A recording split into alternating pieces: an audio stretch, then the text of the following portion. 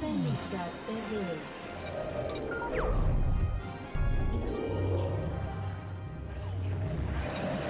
Seneca TV. Hola, buenos días. Estamos aquí de nuevo transmitiendo desde Seneca TV. Tengo el gusto de presentar al profesor Joaquín Muyol y con él vamos a discutir un poquito sobre la enfermedad alérgica más prevalente en todo el mundo, tanto en población pediátrica como en población de adultos, que es la rinitis alérgica. Muchas gracias por estar aquí estos minutitos con nosotros y como introducción, ¿qué podemos decir del panorama general epidemiológico y el impacto que tiene en todo el mundo la rinitis alérgica?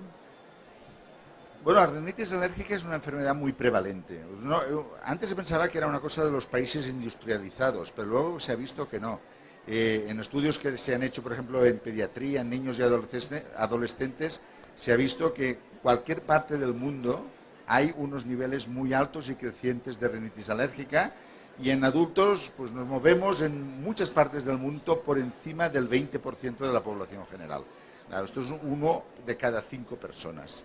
Y esto tiene además dos impactos importantes. No es una enfermedad leve, como habla mucha gente, tiene un gran coste sociosanitario en medicamentos, en ausencia en el rendimiento escolar o en el rendimiento laboral, y además un gran impacto en la calidad de vida. Muchas gracias. Y ahorita, como para aterrizar un poquito más a la clínica, ¿cuáles serán los principales signos y síntomas que presenta un paciente que llega para atención médica de rinitis alérgica? Primero solamente como el cuadro clínico. La rinitis alérgica básicamente se manifiesta, quizás los dos principales serían los estornudos y el picor de nariz, como síntomas nasales. También está la obstrucción y también está la mucosidad, evidentemente como signos. Pero además tenemos que tener en cuenta los síntomas oculares, que a veces se olvidan, y algo que es una comorbilidad muy importante. Casi el 70% de los pacientes con rinitis alérgica tienen conjuntivitis alérgica y casi un 40-50% asma. Por lo tanto, siempre hay que pensar no solo en la nariz, hay que pensar en los ojos y hay que pensar en el pecho también. Y finalmente está un síntoma que normalmente no se valora, que es la pérdida del olfato, que siempre suele asociarse a los casos más graves. Por eso siempre es recomendable a los especialistas, tanto si ven patología bronquial como si ven patología nasal, preguntar si pierden el sentido del olfato en las crisis, sobre todo porque esto nos puede marcar dos cosas. Primero, una gravedad mayor, y segundo, un diagnóstico diferencial con otra enfermedad que es también muy importante, que es la rhinosinusitis crónica con pólipos nasales. Ok, perfecto. Y dentro de las comorbilidades que podríamos esperar en un paciente que tenga rinitis alérgica, por ejemplo, otitis media aguda y que sean como de forma repetitiva, algunos problemas, por ejemplo, hasta maloclusión, que en algunos casos se ha descrito, incluso se habla de pronto también como de disminución en la calidad de vida y que puede llegar a tener impacto incluso como en trastornos afectivos. Hay quienes también han hecho como la correlación con todo esto. Evidentemente hay muchas comorbilidades. Y hoy en día ya no le llamamos comorbilidades porque es una palabra que utilizamos que parece dar más importancia a una cosa que otra. Hoy en día se usa más la terminología multimorbilidades, o sea, enfermedades o patologías que se presentan asociadas, ¿no? Evidentemente la rinitis es una enfermedad TH2 y todas las enfermedades TH2 se pueden asociar a la rinitis alérgica. Y entre ellas pues tenemos la dermatitis atópica, tenemos el asma, tenemos la conjuntivitis, tenemos la otitis media y tenemos la rhinosinusitis crónica con poliposis nasales. Hay otras muchas, ¿no? Y hay otros trastornos, como has comentado, psicológicos o físicos, pero eso sería más una consecuencia que una multimorbilidad. Es la consecuencia de alteraciones en el humor, incluso en las relaciones sexuales entre parejas. O sea, hay muchas alteraciones paralelas o secundarias a la enfermedad. Y esto me lleva a preguntarle ahora sobre el abordaje diagnóstico en la clínica que se puede hacer con un paciente. ¿Qué recomendamos para buscar el perfil si se trata de un desencadenante para toda esta inflamación alérgica tipo TH2? ¿Qué podríamos hacer para el perfil quizá de sensibilización, pruebas de provocación, que en algunos lugares se siguen utilizando, para el diagnóstico ya un poquito más objetivo? El diagnóstico sí que ha cambiado un poquito en los últimos años para hacer un buen diagnóstico diferencial. O sea, nosotros primero lo que vemos es un paciente con rinitis. O sea, ¿qué vemos? Síntomas. Pacientes que se quejan de síntomas nasales o de síntomas oculares.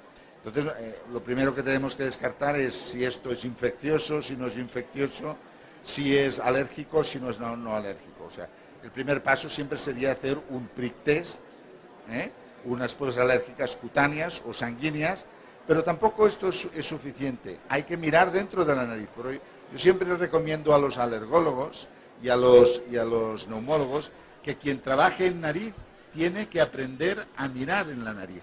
Tiene que, sobre todo, aprender a utilizar endoscopia nasal. ¿Por qué?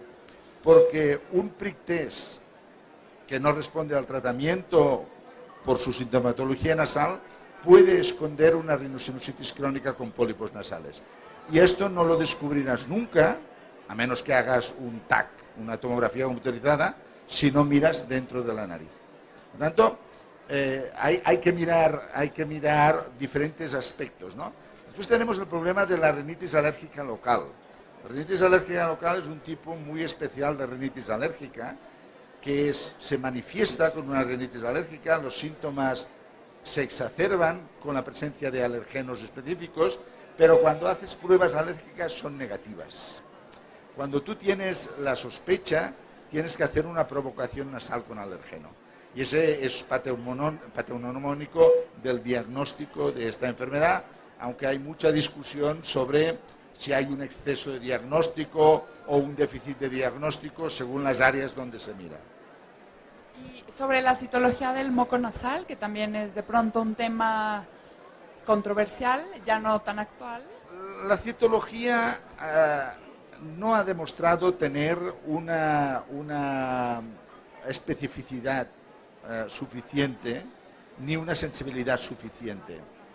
No aporta más, no nos aporta un diagnóstico, porque eosinófilos en el moco hay en la rinitis no alérgica eosinofílica, hay en la rinitis alérgica, hay en la rinosinusitis crónica, hay en la poliposis nasal, hay en el Churg-Strauss. Por ver eosinófilos en la nariz y por tener síntomas nasales, no nos va a dar un mejor diagnóstico que si hacemos un prick test o hacemos una buena historia clínica.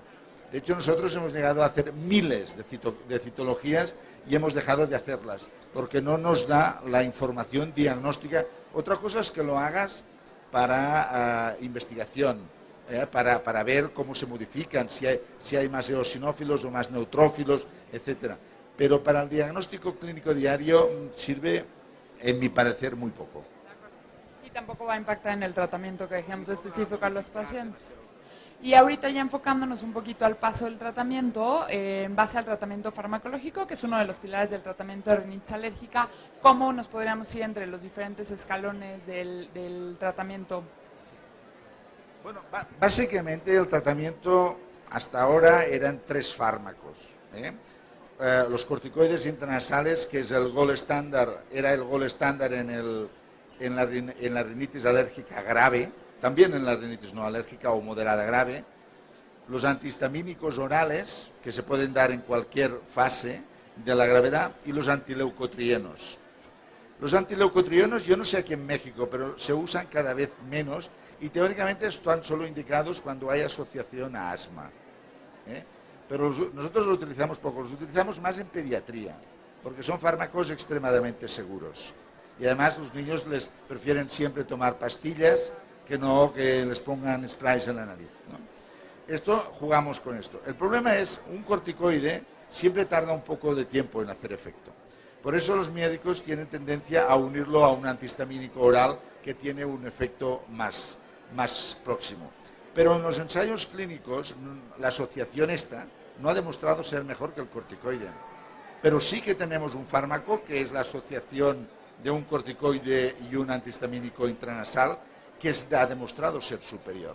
Y esto desde hace poco, que es el MPAC-Flu. Este fármaco sí ha demostrado todo esto. Evidentemente, no tenemos que olvidar la evitación alergénica, que es fundamental, o la inmunoterapia. La inmunoterapia, que por el coste y por el riesgo siempre se indica en los casos más graves, pero hay corrientes que hablan que lo que deberíamos hacer es administrarla pronto en la evolución para evitar que evolucione a mayor gravedad, a mayor sensibilizaciones, a la aparición de un asma posterior. Todo esto. Existe este debate de cuándo debemos utilizar estos fármacos. Bueno, es una enfermedad con la que, a menos de que hagamos una modificación como inmunoterapia específica, con la que podríamos modificar un poco la historia natural de la enfermedad, realmente pues un paciente va a tener que también estar totalmente como capaz de identificar sus síntomas porque va a vivir con rinitis alérgica el resto de su vida. Entonces, ¿cuál podría ser como un mensaje también como en favor de la educación para el paciente, empoderamiento de los síntomas? Incluso ya también hay algunas, bueno, el uso de tecnología en información y comunicaciones, hay aplicaciones para poder hacer como el control de los síntomas de rinitis alérgica. Realmente, siempre que administramos fármacos, primero tenemos que enseñar a los pacientes cómo se toman los fármacos. Por ejemplo, un ejemplo es en asma. Todo el mundo entiende que se tiene que enseñar al paciente a hacer las inhalaciones bien hechas, ¿no? En nariz no se hace esto. Se le dice al paciente, tómese este spray, no se le explica nada. El paciente no sabe cómo ponérselo. Normalmente se lo pone hacia el tabique, se provoca epistaxis, etc. Tampoco lo usa diariamente, se le explica demasiado. Hay un reciente estudio que todavía no se ha publicado que demuestra que en una indicación de 15 días de un corticoide intranasal por rinitis alérgica, el uso continuo es solo del 6% de los pacientes. Esto es porque, por muchos factores, pero sobre todo porque es culpa de los médicos que no explicamos al paciente que el tratamiento debe ser continuo, que se debe de hacer bien, explicarles cómo se hace el tratamiento, y el médico también tiene que entenderlo esto, que es tanto como recetar y hacer un papel, es importante explicar cómo se debe administrar ese fármaco. Y hacer la justificación, porque así tenemos grandes guías, ¿no? Por ejemplo, la guía ARIA, que se ha estado todo el tiempo actualizando, cada 4 años, hacemos simposios, nos reunimos, tenemos grandes invitados, pero la realidad es que el impacto en el día a día, ya en la vida real, los pacientes siguen teniendo descontrol de síntomas, ¿no? De rinitis alérgica. Entonces, como comentario final o como cierre, mensajes para llevar a casa sobre todo este tema, ¿con cuáles concluiría? Bueno, yo concluiría que es una enfermedad, la rinitis alérgica, muy prevalente, que afecta a una cuarta parte de la población general mundial, que una parte de ella es leve, pero que puede progresar a grave si no la tratamos bien, y si no la tratamos puede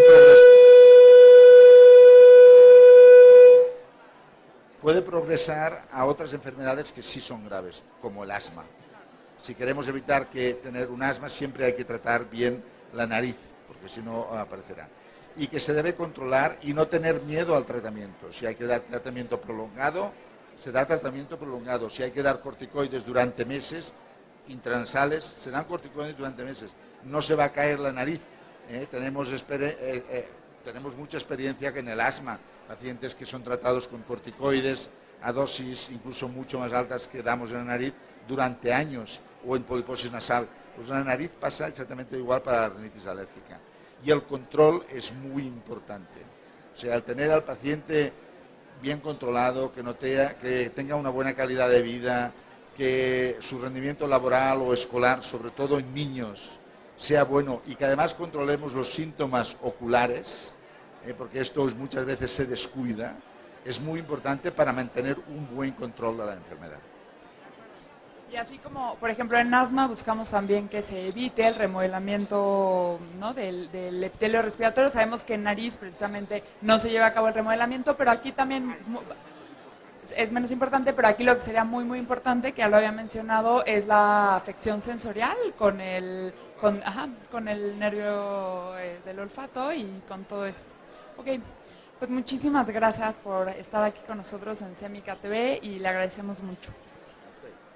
Muchas gracias. Semica TV.